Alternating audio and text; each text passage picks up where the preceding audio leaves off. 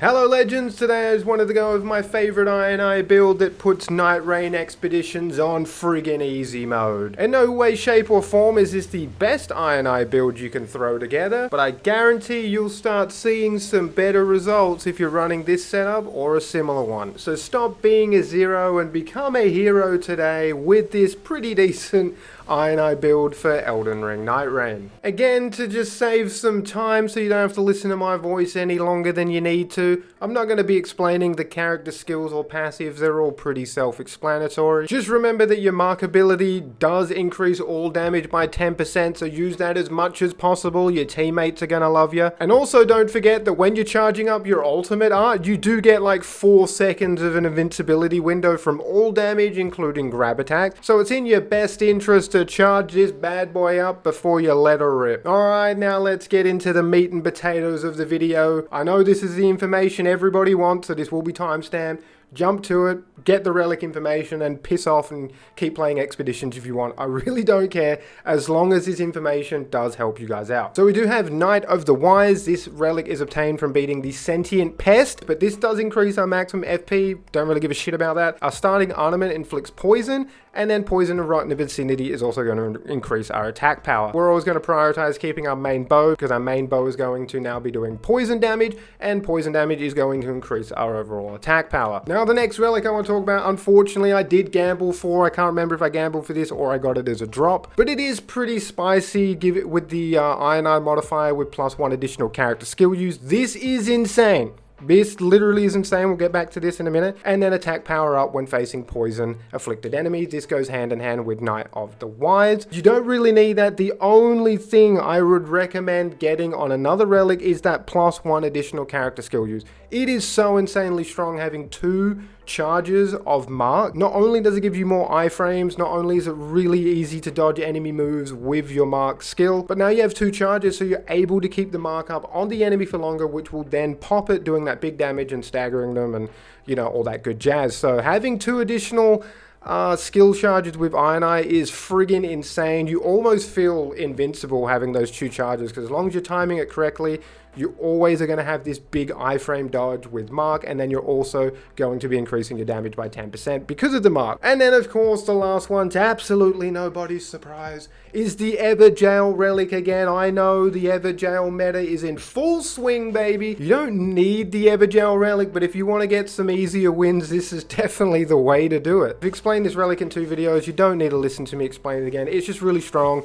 Clear out as many Everjails as possible. You're going to be getting a fat attack boost, and it is just going to make a lot of those expeditions so much easier. And just so you know, I'm not talking out of my ass here. To actually prove this relic setup is as good as it is, this is my current result history. I am on a 17 win streak and counting, boys. So besides the last 4, because I kind of got bored and wanted to play another character, but I did get nearly 12 wins in a row with Ironeye. I do have one random wilder in there. And also, I'm not trying to just glaze myself by showing my result history. I'm mainly doing this to just give you guys more validation that this relic setup actually works. Alright, moving on over to the weapons, and unfortunately there's not much to talk about here because Ranger got friggin' screwed in the ass by FromSoft here, because we don't really have a big weapon selection that we can choose from, especially if you want to use bows. There's not a lot of bows to choose from. In fact, this is your only section, because as you move down into this section, we do have great bows, but let's be real, they're kind of shitty in most situations because they're just too slow. But hey, if you can even get these bad boys to drop, don't let little old me stop you from using the great bows. But if I'm being honest, the great bows definitely don't tickle my pickle seeing them dropped.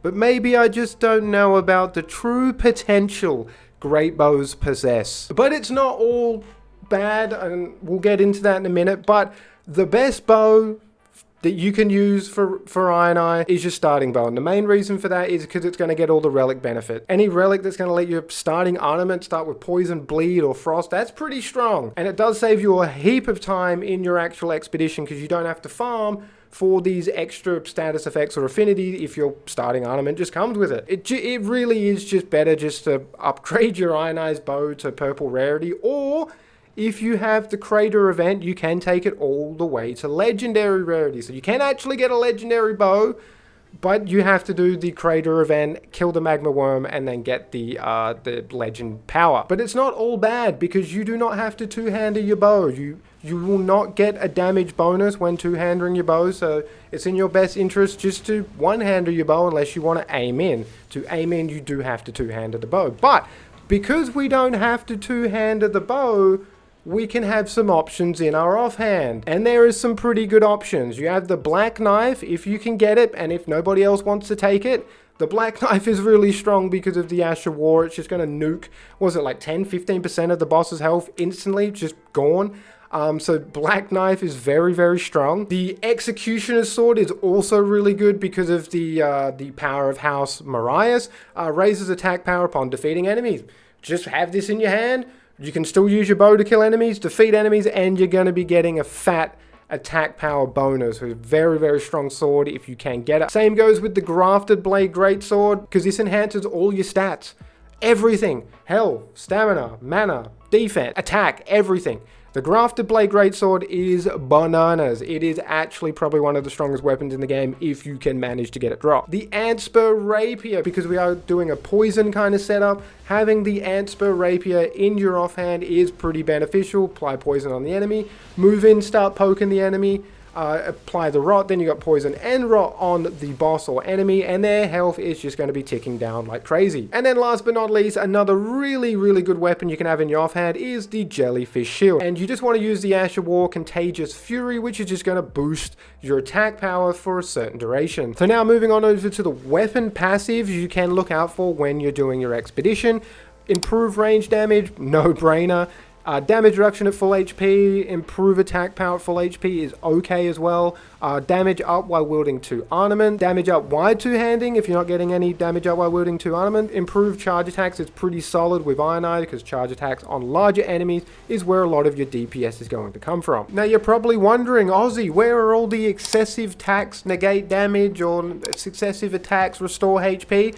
Well, unfortunately, all of the successive attack passives do not work with Ironeye, because fuck all the Ironeye enjoyers, I guess. I don't know why it is this way, but from everything I've tested, it just doesn't seem like it works with bows. Which does suck, so I guess you just have to keep that in mind when you are looking for weapon passives, that all the successive attacks will not work for both. That also goes with some talismans as well. Now moving on over to the Dormant Powers you want to look out for after you've clapped the boss's cheeks. Improved attack power, great one. Improved dodge, improved physical damage negation. Ironeye is pretty squishy, so more damage reduction we have is going to improve our survivability. Any dormant power that increases HP, stamina or stamina recovery are also very, very good to take with Ironeye or just about every single other character. Poison and rot trigger HP recovery. Since our starting armament is inflicting poison, this dormant power can come in clutch more times than none. Improved art and skill charge speed can come in handy, and more runes from defeating enemies can easily get you to level 15 in just about most expeditions that you take this dormant power. And also, if I've missed any weapon passives or dormant powers, I do apologize.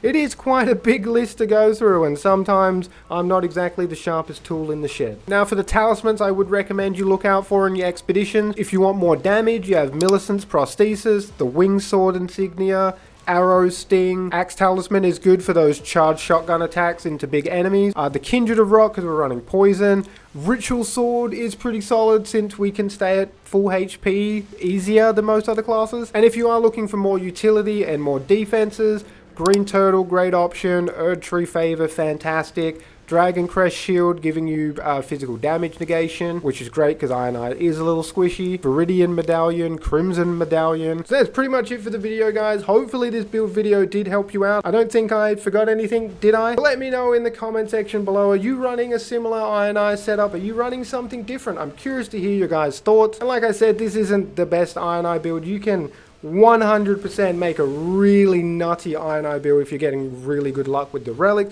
This is just really easy to put together because the relics are easily available from the NIGHTLORD bosses or the shops. There's only one that I gambled for. Appreciate all the love and support as always, guys, and until next time, stay safe, peace out.